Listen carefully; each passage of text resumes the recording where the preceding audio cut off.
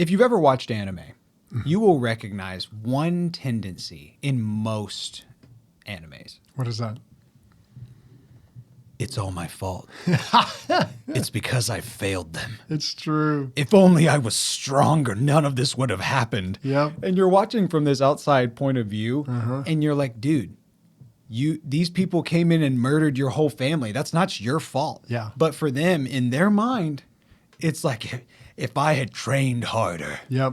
none of this would have ever happened. You know, it's true. I've been watching a K-drama recently, and a lot of K-dramas are like this. At some point, the character's like, I'm gonna walk away. It's the best thing. You know, if I wasn't here, their life would be better. So I'm going to leave. I'm not going to tell them why. I'm not going to confess my love to them or anything. I'm just going to walk away. And you're screaming at the TV, if y'all would just communicate for 2 minutes, we'd probably not have a bunch of episodes. But, you know, it's just that whole, it's all me. It's all me. You're right. It's so true. There's this tendency in all of those shows to like, the person takes it so to heart. They're like, I am garbage. And it's frustrating to watch from the outside. It is. It's the conflict that drives the story, but it's really aggravating. But the question is this.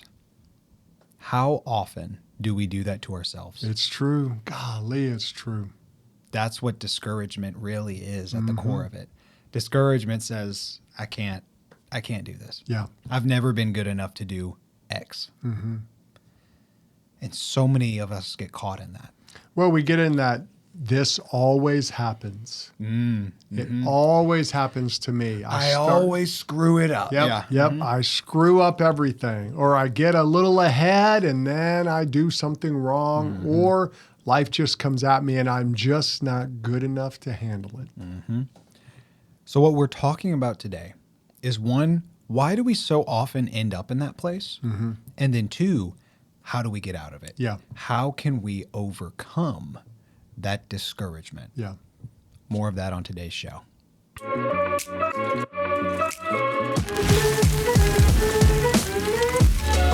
This is the Thriving Man Podcast with David and Reese Maxwell. These weekly shows are designed to help you remove the confusion from your life and make real progress with your growth. No matter where you are or where you're going, we're here to help you live a life you can be proud of. So welcome to the Thriving Man Podcast. Welcome to the Thriving Man Podcast, where our goal is to help you get out of survival mode and into living a life that you can be proud of. I'm Reese. And I'm David. And today on the show, we're talking about getting out of the cycle of discouragement. But before we get into the nitty gritty, I have to say, we have sparkling waters with us. Yes, Kroger we do. brand sparkling waters. Just wanted our YouTube viewers to know that with the koozie, we're not just drinking a cold one while we're hanging out. Popping a cold one. So this one, it's a new flavor, the peach Kroger flavor, and it's actually pretty good. It is It's good. solid. It's solid. It's a good solid. I've got the pink grapefruit, the classic. Yeah. And It's our way to not drink soda. it really is. It's the best way to do it. You may not like it, but you know, to each their own. I used to hate it, but now I love it. Yeah, it's like Stockholm syndrome. Eventually, what kidnaps you, you just fall in love with it. That's true. You know, it's one of those things. But anyway, back to the cycle of discouragement. The first question is, how do we get to that point? There's a lot of guys, because we've talked about escapism, just trying to get away. The decision that happens before we decide to escape Yeah. is to essentially quit. Yeah. It's this sense of, well, if I can't do anything right, I might as well go into a virtual world or a sport or whatever where I can have some semblance of progress and control. Yeah. It's really at the root of it is a sense of discouragement. Yeah. How do we get to that place? Because so many guys end up there. It seems like there's bigger forces at work than just, well, it's your problem. Yeah, to me, there's almost a sucky cycle that we can get into. And this is where, as guys, we get to this point where, that's it. I'm going to do it. I'm going to do it. I'm going to change. And we whatever it is, let's take weight. Let's say you're going to start exercising and fix your diet. And so you're like, that's it. And you come up with this wild, elaborate plan. You're going to exercise for 3 hours a day. You're going to eat half a stick of butter a day, whatever weird thing you come up with. And you start, and maybe you make it a week. Maybe you don't even make it 2 days. I wouldn't with what you just said. Yeah, that would be a weird day. But we come up with some weird plan, then we fail. Then in that failure, we go back to where we started from. We blame ourselves. And then we start thinking, I can't change. And the problem is we get motivated to change. We fail. We get motivated to change. We fail. Eventually, we're not going to be motivated to change anymore. Yeah. Because we start thinking, I can't. I've tried losing weight, Dave. I've tried fixing my marriage. Yeah. Or my third marriage. I've tried to get out of debt. I've tried and tried and tried. Nothing's working. I'm just stuck in this negative cycle. So we just stop trying. Yeah. Wow. That's honestly really profound. I think a lot of people get stuck in that. It's easy to do today, especially when social media. I lost 15,000 pounds in 3 days. Yeah. And you're like, I'm trying to lose half a pound in a month. And we get this comparison thing where we're looking at these people who look great, have tons of money and all this, and we think, I'm not that. And so we get in this cycle where we just keep beating ourselves up, and it kind of takes us out of life. Yeah. The discouragement kicks in, and we just feel like it's better not to try than to try and fail. That's true. A lot of people believe that. And that's not the case. No. It's not the case at all. But I think we get caught in a self-propagating cycle. It just keeps feeding itself. Like with the example you gave with weight, there's a whole name for that trend. It's called yo-yo dieting. Yeah. You're 250 pounds. You do this diet. You work all the way down to 220. And then you go right back up to 250 afterwards. Yeah. And you just, every year is a cycle between those two weights. And eventually you get cynical. You get jaded. You get, the word of the day, discouraged. Yeah. It's that sense of you almost feel like you don't have power anymore. You feel like you've lost the ability to change, which is much deeper than just this is hard. Yeah. Well, it gets to the point where you don't want to fail again. Because every time you fail, you feel like you're just not enough. Failure hurts. It does.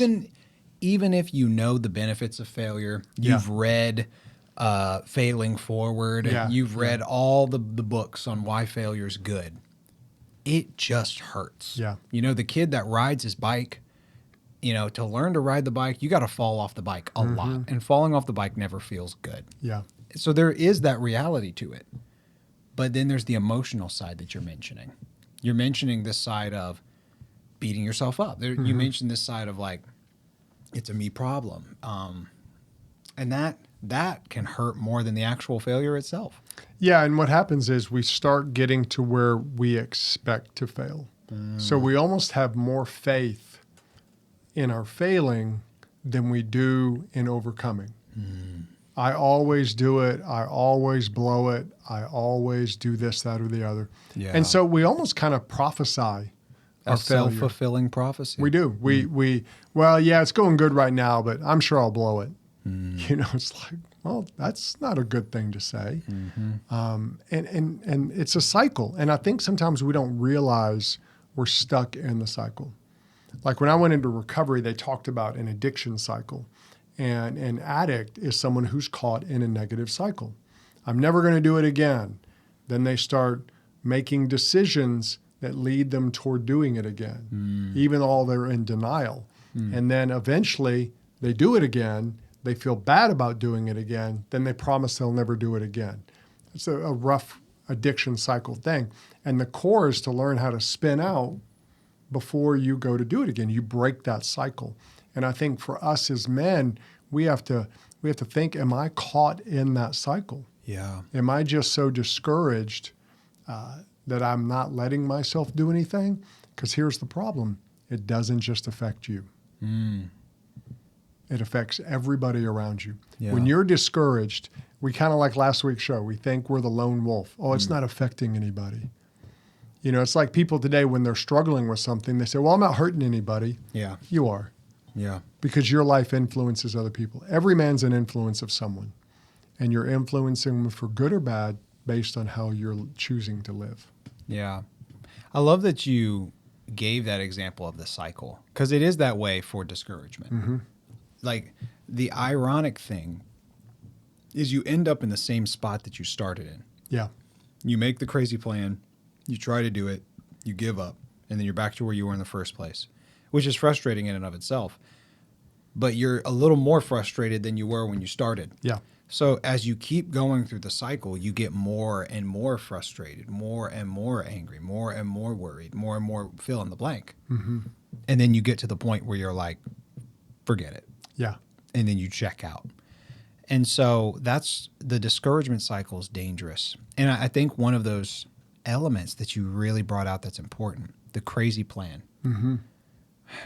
You can tell when you're working from a place of frustration whenever you make the insane 12-step, 24-point, 2-page plan. Yeah. You're not willing to start with something that's real. You want to just change it all overnight. And that doesn't lead you to a good place. That's part of the sucky cycle. Well, you want to have the montage life, like we talked about. You want to go through the Rocky montage where in 3 minutes, Rocky trains the whole fight, for the whole fight. That's what you want. And that we would all want that. I would too. That'd be sweet. I'd love every time I play the Rocky music, everything in my life would start working. But that's not reality. That's a movie. It's a pretend. Yeah. And what we have to do is look at, okay, what is reality? And I think for us, we have to recognize, am I in this cycle? Am I doing it? Or maybe I've stopped trying because I was in the cycle so much that I just lost faith in myself. Yeah. Dude, that's deep. Losing faith in yourself. That's really what the core of discouragement is. It is. It really is. And I think that's one big aspect of how we can end up in that place of discouragement is we take everything personally. We get to the point to where, like, going back to the weight thing, it's I'm fat because I'm a failure, or I'm fat because I'm a slob, or whatever. I'm poor because I'm lazy. X, Y, and Z aren't working the way I want them to, and it is a personal problem. Yeah. Yeah. And here's what's funny. I know this from personal experience. That self-beating up, that self-condemnation never fuels true change. Yeah. It doesn't lead you to a place of change. I'll give you an example of one of my addiction cycles from when I was in middle school, high school. I was addicted to pornography. And I was in this place where I was stuck in the cycle you talked about. I would go to it. I would promise myself and God I would never go to it again. Yeah. And I would beat myself up.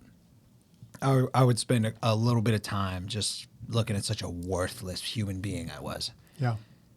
And that never actually changed anything. It wasn't until I started taking different steps that things changed. But really just being hard on myself never actually led to true change. So when you take it personal, it's going to be ineffective because it's based on this really distorted perspective, and it's not good. Yeah, and I think a lot of it is we feel like I blew it, I have to pay. And so what we do is our discouragement comes from a place of I'm making myself pay. I'm making myself pay the price. I deserve it. Yep. I deserve to be whatever. And so our lack of faith in ourselves adds to that, to where we just stop believing we can do anything. It sounds noble to say, I want to pay my dues. Yeah. Real life, it doesn't work. Yeah. It doesn't. It may work in the movie you watch or the show you watch. Maybe that person pays their penance. Yeah. But in real life, you'll just end up hurting yourself, not leading to permanent change. And oftentimes the people around you that you're hurting want you to get out of it, not by beating yourself up. Like Yeah. that's not a solution. Yeah, maybe it makes you in a weird way feel better for a second, but it's not actually going to lead to change. They want you to walk the real process of change. And that's where if you're so busy beating yourself up, you're not fixing the situation. In fact, a lot of times you use the beating yourself up to hide behind the fact that you're not fixing it. You know, well, I can't, I feel terrible, so I'm going to do this to pay. You're still not fixing anything. You're giving an excuse to not fix it. And what we have to do is learn the difference. Because here's the rub. There is a place for taking personal responsibility in your life. Yes. That's real. You should take personal responsibility. But that doesn't mean that you personally have to pay penance for every failure in your life. Yeah. There's a difference between personal responsibility and taking it personally. Yeah. Yeah. Let's talk that out a little bit, because I will freely admit I struggle with that. It is so hard to like, how do I separate in a healthy way who I am versus what I've done and what I do? Yeah. Because in a way, like it says in the book of James, you know, faith without works is dead. So there's a reality that what you do matters. Yeah. But at the same time, if we're going back to scripture, we're saved by faith. God gives us our value, and it has nothing to do with what we've done. Yeah. So we talked about it a couple weeks ago, the wrestling. Yeah. Let's wrestle with that idea a little bit, because that's still a tough one for me. It is. It is. And I think a lot of it has to go back to your motivation. Are you trying to really do a sense of penance, or are you really trying to improve? And we're going to talk in a minute about things you can do to try to really improve. But a lot of times we're not really interested in improving. We're believing something about ourselves. I can't change. I am scum. I'm the kind of person that deserves this. Yep. Yeah. You know, and so what happens is you kind of start down a path of negativism to where, you know, well, of course that's going to happen to me. I deserve it. I deserve every negative thing. Tell me if you think that this is true. When you take it personally and you beat yourself up, it's kind of like with a tree. You are dealing with the fruit, the bad behavior. I'm going to make myself pay for that bad behavior. Whereas when you take personal responsibility, you're dealing with the roots. You are going down to the source. You're not so much worried as the behavior in and of itself. That is a problem. But what's behind the behavior, and then you go deal with that. Yeah. So like I'll give you an example from my personal life with the pornography issue. For me, it took me going from, I did this, I'm bad, I beat myself up, to I need to regularly talk with people about this. And I need to, you know, go through a course. You know, I had a come to Jesus moment where you were like, Reese, we're going through this. And that helped me. Yeah. You know, that wasn't Reese, you just suck. Yeah. You're just a sucky person, man. And you're just terrible. Yeah. And then you yell at me, and then I move on, because I would have just gone right back to it. Yeah. It was, hey, let's deal with actual roots. It's a difference between the fruit and the root. Yeah. No, it's true. You have to get down to the foundation of why you're doing whatever you're doing. And we're not saying everything in life is an addiction. What we're saying is when you fail, a lot of times you look at the symptoms. Why did I fail? You look at the easy stuff, but you don't go into the personal nature of it, of what's happening inside of me that's causing me to fail every time. Maybe you do fail every time. Okay, why am I failing every time? What is it about, let's go back to the eating and exercise. What is it about eating that I can't stick to a healthy nutrition plan? What is it in my life that I can't, like for me, I've recognized, and I'm still working on, I'm a bored eater. I know that about myself. I don't stress eat. If I'm stressed, usually I don't eat because I'm busy, I'm doing stuff. But if I'm just bored or I'm just sitting and watching TV and doing kind of nothing, I get snacky. I want to eat. And probably growing up, I watched a lot of TV by myself. I did a lot of eating by myself. So I think there's a reason for that.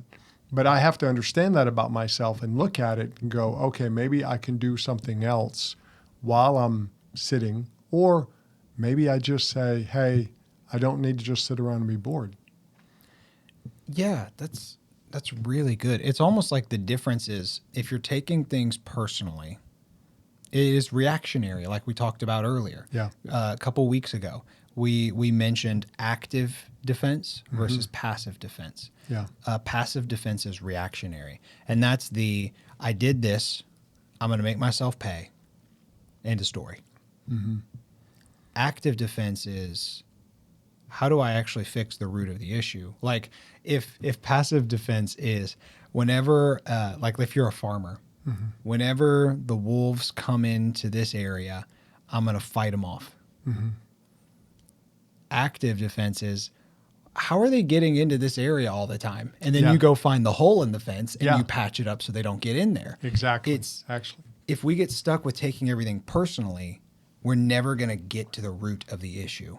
We're only going to be dealing with, well, I did this, so I deserve that. And that's going to be the end of the story. Yeah. Well, and I think for a lot of men, what we talked about earlier, wrestling is hard.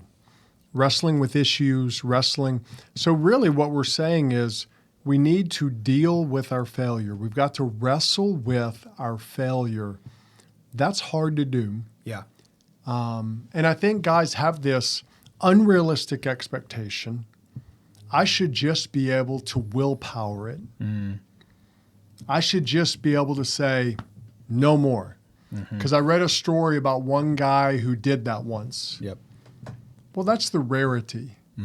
And you don't know the whole story. They're just giving you one part. You know, everybody has, well, not everybody, but a lot of people have wake-up moments in their life. Yeah. And that's good. Yeah. But for a lot of people, the wrestling actually builds up the muscles you need to overcome. You're right. So if you never wrestle, you'll never overcome. You'll never struggle with it and learn, oh, I've got to get better at this. Oh, I need this in my life. So I think a lot of times as men, we have this, we think it's a light switch. Yeah. I should just be able to say, no more, and I won't do it anymore. Because I read a story one time about a guy who, you know, drank and just one day said, I'm not drinking anymore, and he didn't. I should be like that. Yeah. Well, you're not that guy. Maybe there's a lot more to your life than to his life. And sometimes people blame God. Well, God hadn't taken it away from me. That's because God wants you to grow your muscles. Yeah. Because he gave you those and he wants you to get better at it. Yeah, you can almost, the unrealistic expectation, I think, we can expect ourselves to immediately turn around. Yeah. Where like you almost want to picture your life as a giant boat. Very complex, a lot of things going on. Yeah. When you turn a cruise ship around, Yeah. that's going to take a minute. It is. You're not going to go, whoop, all right, Yeah. we're going a completely different direction. It's like, all right, we're going north.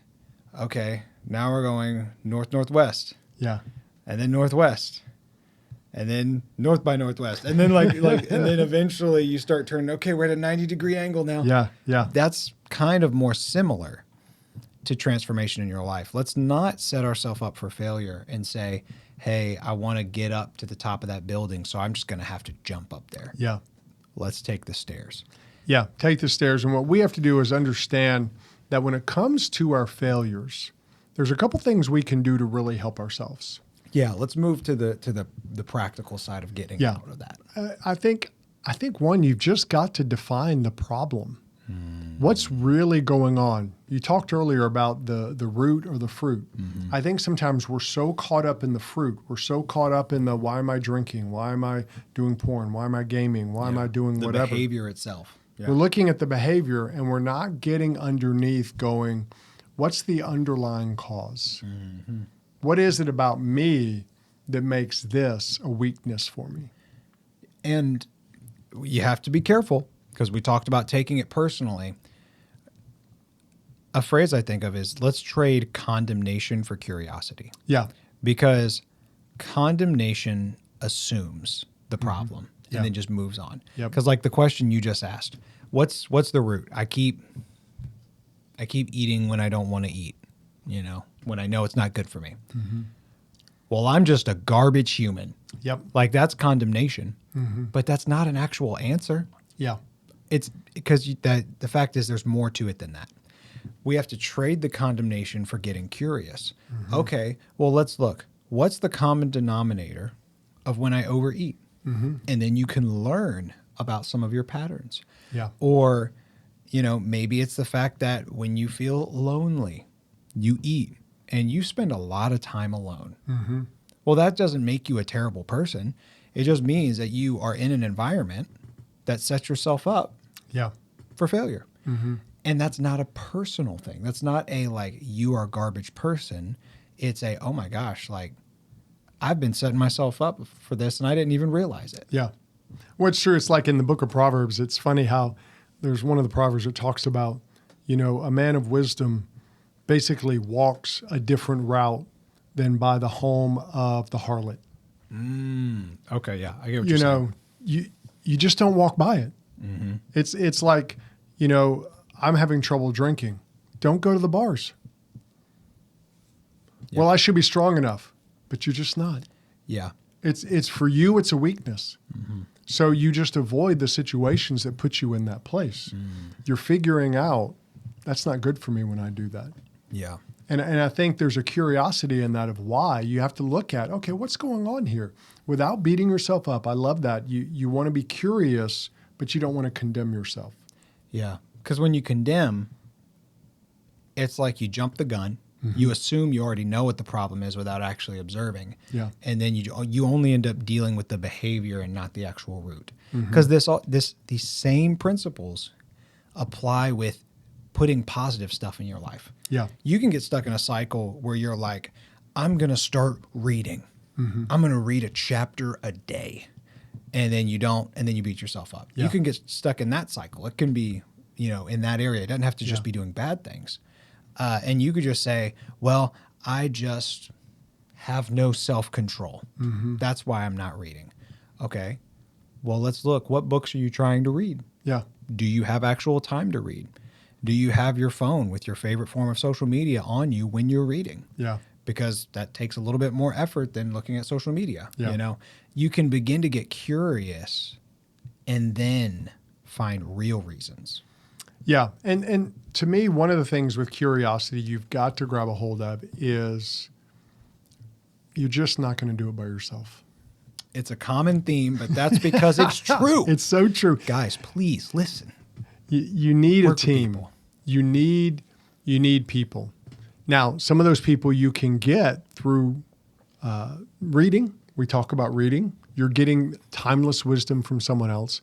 But also there's people in your life. You may need to go to someone who is a good counselor to help you deal with that. That's not weakness. Guys who are professional athletes sometimes will get a new coach to help them overcome an area, or they'll go to a specialist because they know, hey, I need help overcoming this. Well, we're the same. Yeah. You need people in your life, the right kind of people, Yes. people who want to make you better and want to help you. You're just going to have to get help. When I started going down my journey, I had to get help. I went to groups.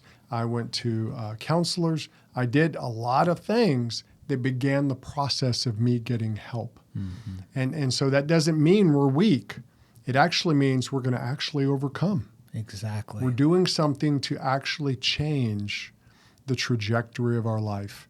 And that is going to help you overcome discouragement. Because when you keep trying by yourself and failing, you're going to get discouraged. You're going to quit. Yeah. It's almost like you can't expand your capacity alone. Think of like a zip tie. Let's say you need to zip tie something together and the zip tie is not long enough. And you're like, well, it just should be. So I'm just going to pull on the zip tie really hard. and then it'll get long enough to fit. Yeah. None of us do that because we're not dumb.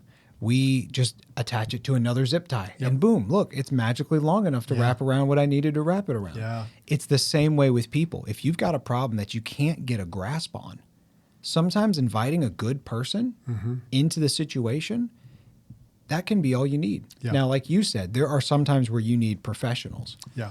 but it's remarkable how many things it's just having anyone that's actually really trying to live life well. Yep. Like Yeah. 80% of your stuff Yeah. can probably really be helped by that. Yes, it can. So invite other people into the situation. And our challenge to you is pick an area to grow in. Just one, not 27, Yeah. not 200, not 843. Yeah. One. Get curious about it. Don't just say I suck and leave it at that. Let's actually start to observe what some of the issues are. And don't try and be a lone wolf. Invite somebody else. Yeah. It will expand your capacity. And if you do just those 3 simple things, you can really get ahead on the track to getting out of discouragement. You can. Apply it. We'll see you in the next episode. Thanks for listening to the Thriving Man Podcast. If you want to check out more resources from David and Reese, you can go to thrivingman.com. We'll see you in the next episode.